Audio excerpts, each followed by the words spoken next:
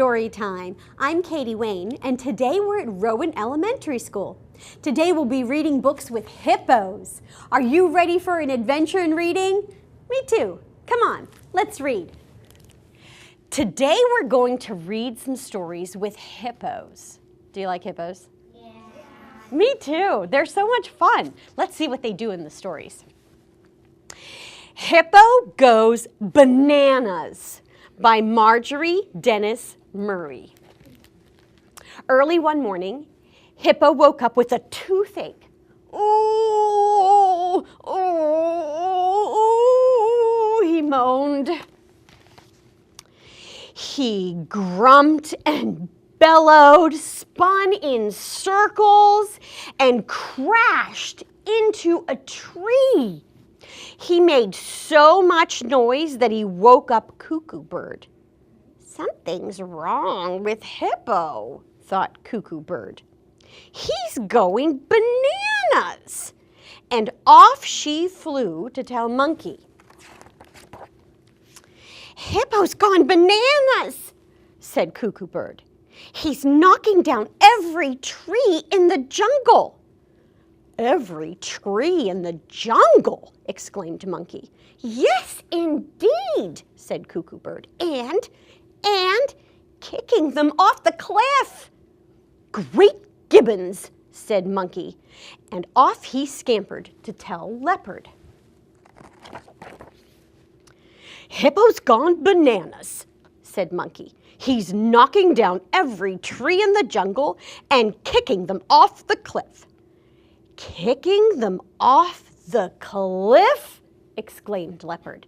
"Yes, indeed," said Monkey, and rolling them into the river." "Leaping lemurs," said Leopard, and off he dashed to tell Giraffe. "Hippo's gone bananas," said Leopard. "He's knocking down every tree in the jungle, kicking them off the cliff, and rolling them into the river." "Rolling them into the river?" exclaimed Giraffe. "Yes, indeed," said Leopard, and damming up the water." "Jumpin' jackrabbits," said Giraffe, and off she galloped to tell Zebra. "Hippo's gone bananas," said Giraffe. "He's knocking down every tree in the jungle, kicking them off the cliff, rolling them into the river, and damming up the water." "Damming up the water?" exclaimed Zebra. "Yes, indeed," said Giraffe, and flooding the Serengeti." "Wild wildebeest," said Zebra, and off she ran to tell Elephant. "Hippo's gone bananas," said Zebra. "He's knocking down every tree in the jungle, kicking them off the cliff, rolling them into the river, damming up the water, and flooding the Serengeti."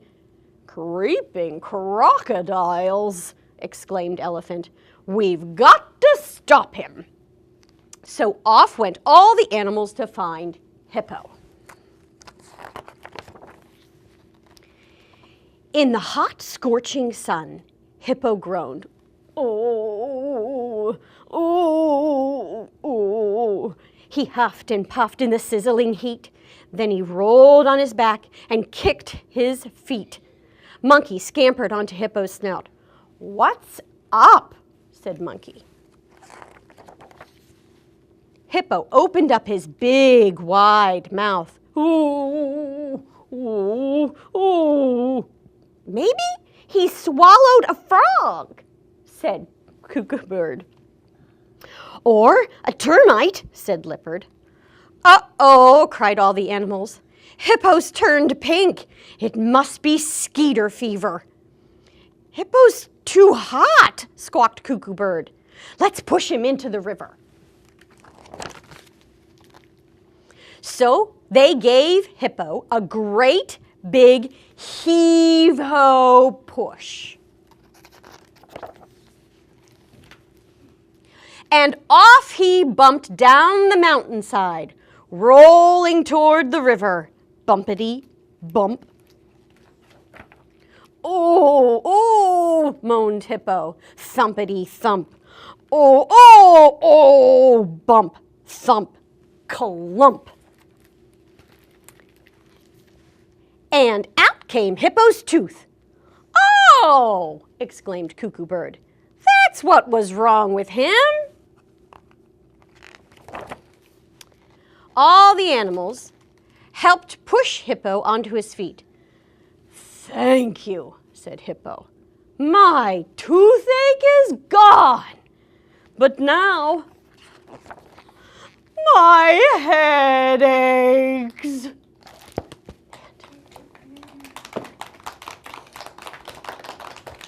That was a silly little one, wasn't it? Yeah.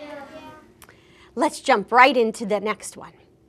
Hilda Must Be Dancing by Karma Wilson. Hilda Hippo loved to dance. And so each day she practiced hard.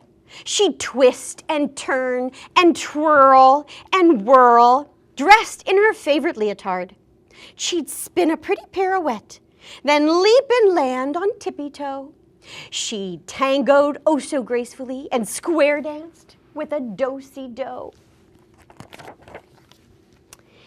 And while she danced in utter bliss, it sounded quite a lot like this. Ka-bump, ka-bump, crash, crash, smash. Thumpity-bump, thumpity-bump, boom, bang, bash. The jungle floor would shake and quake. A tidal wave would fill the lake. Her friends would shout, for goodness sake, Hilda must be dancing. They all hoped Hilda's hobby was a stage that soon would pass. But after one loud, shaky year, they knew this phase would last, and last, and last. While Hilda danced flamenco in her favorite pair of heels, bananas fell in gooey heaps, shaken from their peels. Swisha, swisha, clap, clap, jump, jump, jump. Hilda must be dancing, cried the monkeys from the trees. Perhaps she'd take up knitting if we asked her. Pretty, please? Hilda tried to sit and knit. She didn't like it, not one bit. The yarn got tangled, so she quit. I think I'll stick to dancing. She rumba'd and she samba'd in her favorite flowered skirt. She skipped across the crowded plains and kicked up clouds of dirt. Hippa, hippa, bounce, bounce, thump, thump, thump. Hilda must be dancing, said the rhinos in distress. If she'd only take up singing, then she wouldn't make a mess. Hilda tried to hum and croon, but found she couldn't hold a tune. She tired it very soon. I think I'll stick to dancing. At the water hole, she boogied in her favorite disco pants. She muddied up the river and she trampled down the plants. Shake-a, shake-a, boom, boom, bump, bump, bump. Hilda must be dancing, wailed the water buffalo. If only she'd take up swimming, we might get some peace, you know? And so, Hilda wallowed by the shore. She'd never felt so grand before. Now, here's the hobby I adore. Water ballet dancing. In her favorite two-piece suit, she'd whirl and twirl with flair. Best of all, the ground stayed still. She floated light as air. And while she swam and danced in bliss, it sounded quite a lot like this. Kerplop, Kerp plop, plunk, dunk, swish. Glubbity glub, glubbity glub, splash, splosh, splish. A big crowd gathered at the shore. They cheered and clapped and called for more. Her friends cried out, "Hooray, encore! Hilda, keep on dancing." And so she did. Yeah. Today, we're going to make a representation of our friend from our book, Greenie the Hippo. Let me show you what you'll need. You'll need some construction paper, pink for the inside of the mouth, 2 sheets of green, a little darker green for some details, a little bit of white for the teeth. You'll need a plate to trace. You'll need some glue stick, a black and green marker, a pencil for tracing, and scissors for your adult helper. Let's get started. So the first thing we're going to do is trace out the top of the head. So we're going to need our pencil, our plate, and one of the pieces of construction paper. And I'm going to put this plate just a little bit further up from the bottom of the paper so we can get a little bit longer face. And I'm only going to trace from the top of the plate, one side of it. Then I'm going to mark about 1 inch in on the bottom, maybe a little less. Okay. Then I'm going to draw a line down there. Or your adult helper can just cut down to there. Great. Then I'm going to take the next piece, and right at the bottom of the paper, you can always use a smaller plate if you want to do a smaller hippo. Do the whole plate all the way around. Then I'll do the same thing with the pink on the bottom.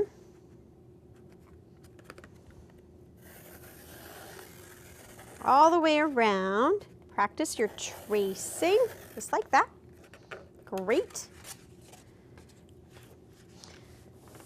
Some of these things we could do ahead of time, if that's what your adult helper needs to do, if you're a smaller artist. So I'm going to do the teeth. I'm just going to fold over about 1 inch. Just round out the bottom of the tooth. You could do that just cutting if you wanted. Okay, just getting ready to do the cutting. Then I'm going to fold this piece in half, make a circle about 1.5 inches, 2 inches. And then just like the tooth, I'm going to make some ears right on the cut. There you go. Okay, this part's for the adult helper. Let's get some cutting done. I'll go ahead and cut out that circle for the nostrils. Just like that. We'll cut those ears. You could do it from the other end too. And that will save this next step if you do that. Because I did it on the fold, I'll cut those apart. Now I'll do the tooth.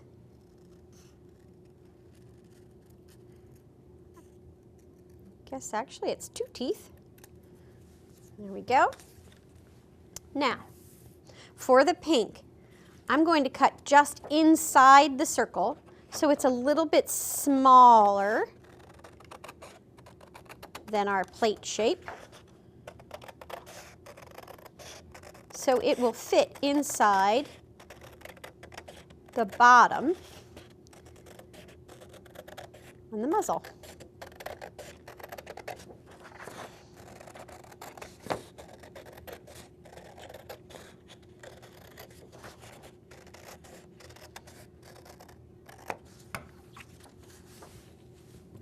Now on this one, I'm going to go just outside the circle to make it just a little bit larger.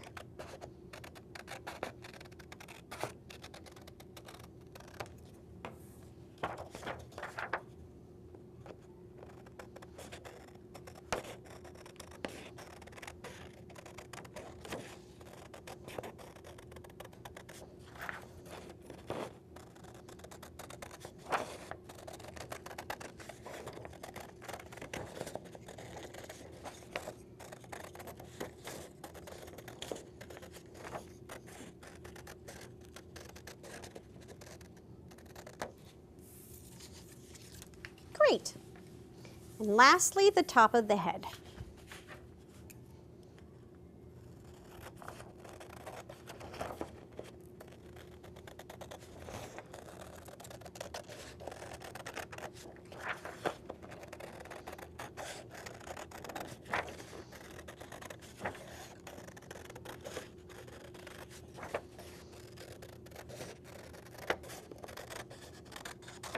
Just like that.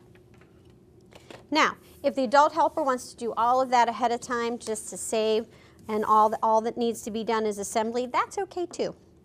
So in order to put it together, the first thing we're going to do is fold both the pink and the full piece of green circle in half. And then we're going to put some glue stick on the outside of this pink and on the inside of the green. Then I'll match up where they fold together and fold it over. Press it down, just like that. Then I'm going to turn it over and pull up just the green. I want the pink to stay on the bottom. And now we can put glue all over the pink and the green, just like that. I'm going to fold over and press down, and now we have the muzzle and the mouth. From here, we can add some teeth. So I'm going to fold over the teeth just a little bit. That's one. You can see that little tab. Fold this one. They don't have to be exact. It's okay. Just like that. Then I'm going to put a little glue, and I'm going to attach the tooth right about there. I'll do the same thing with the other. Whoops, wrong side. That side right there. Put that tooth right over there. So now we have his teeth. Great. We're going to put these together. So you'll notice that the one is a little wider than the other, and that's okay. That's what we wanted. We're going to need a little help from our adult helper. We're going to mark where that is. We're just going to trim right down with the pink and the green. Round that off. There, the pink and the green get trimmed exactly together. Great. That's the end of the cutting. And so then we're going to attach these two together, just like that. And so I'm going to make a little space. I'll put a little glue on the bottom, like that, and a little glue on the top. We'll put these two together, just like that. So now we have our mouth, teeth on the top. Okay. Let's add the details so we can know that it's a hippo. So we need some ears. Let's place them where we want them, like this. And we'll put the nostrils right down here. And then we're going to color in the eyes using the marker. So let's attach the ears.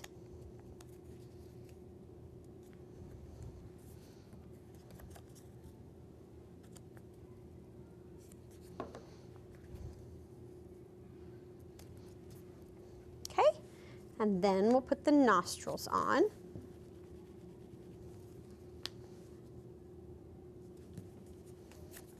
Just like that.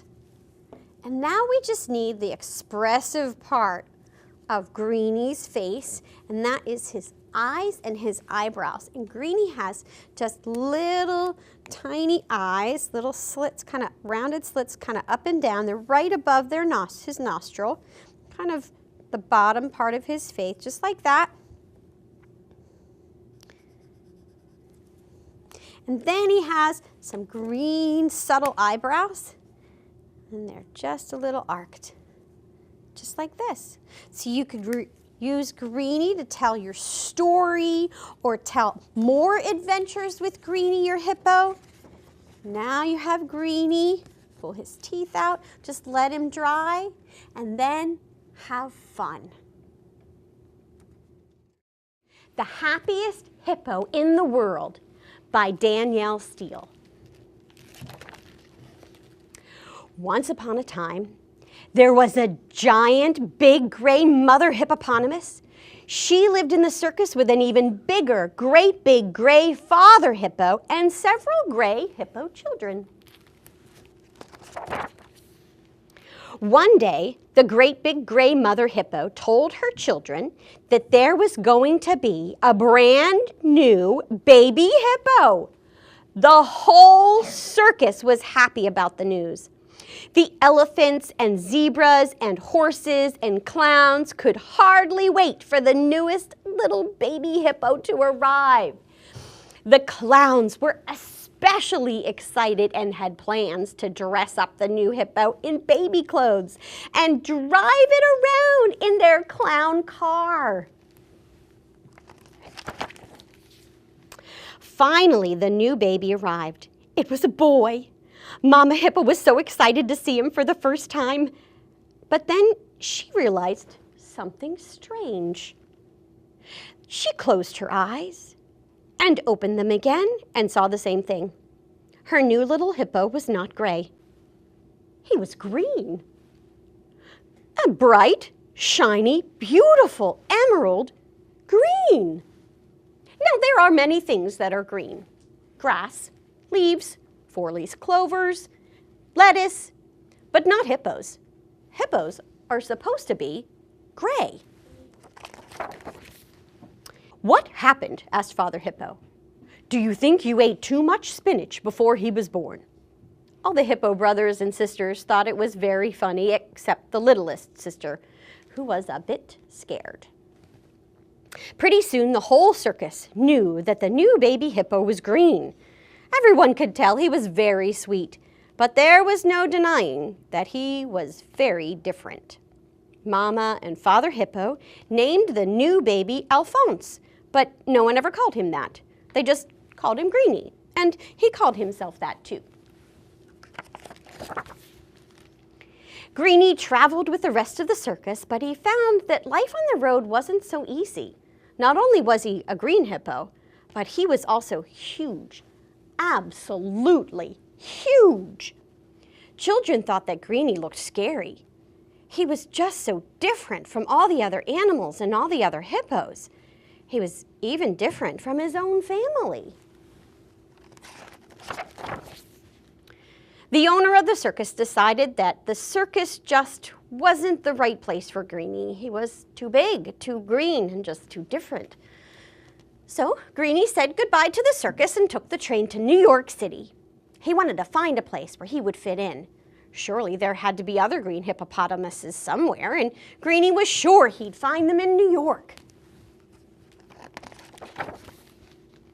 New York was a little scary for him at first. The buildings were very tall, and there were a lot of people and noises like cars and taxis honking. And then one day he found Central Park when he was out walking. It was a beautiful place full of trees. Best of all, it looked like a happy place to him. There were children laughing and playing and running. He stopped at a playground. It was full of children on swings and on seesaws and in the sandbox. "You're too big to play in the sandbox," he heard someone say, "and you're green." Greenie's feelings were hurt. They had told him he was too big and too green and just too different, which made him really sad.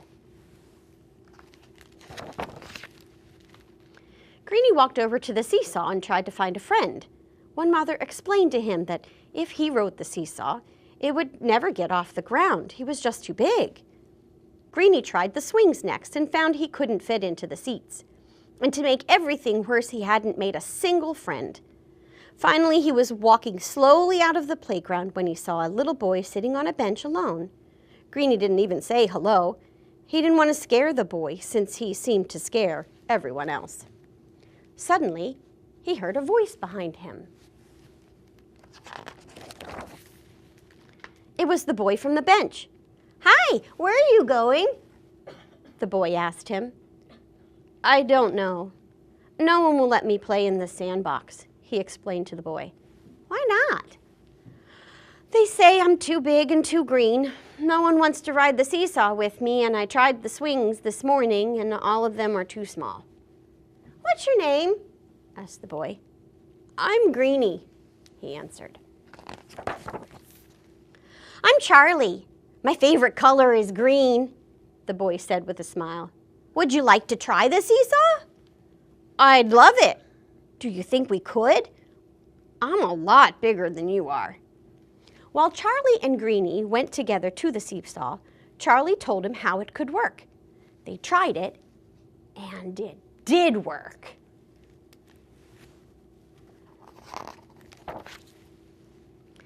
Just then, Charlie's babysitter came over to them. "Who's that?" she asked. "He's my friend," Charlie said simply. They stopped for a minute at the sandbox on the way out, and Greenie sat down in the soft sand with a delighted expression. "I love sand," Greenie said happily.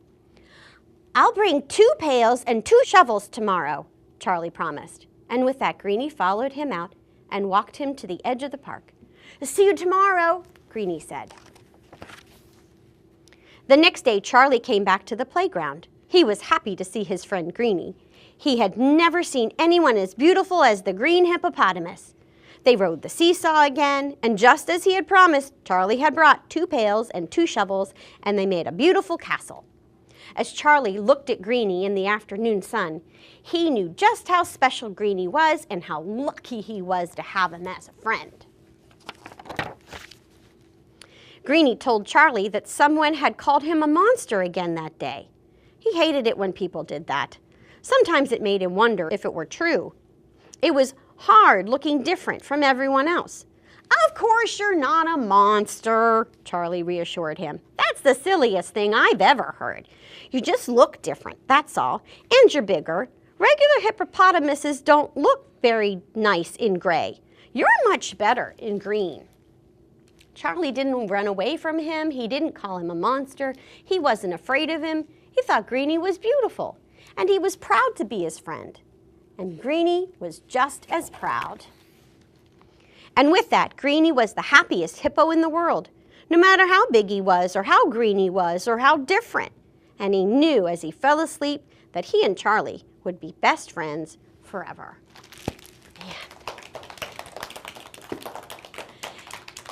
Well, thank you for being such great listeners. Well, that's all the time we have today at Rowan Elementary School. Remember, if you'd like us to come to your school, ask your school librarian, your teacher, or your principal to contact us. See you next time. Bye-bye.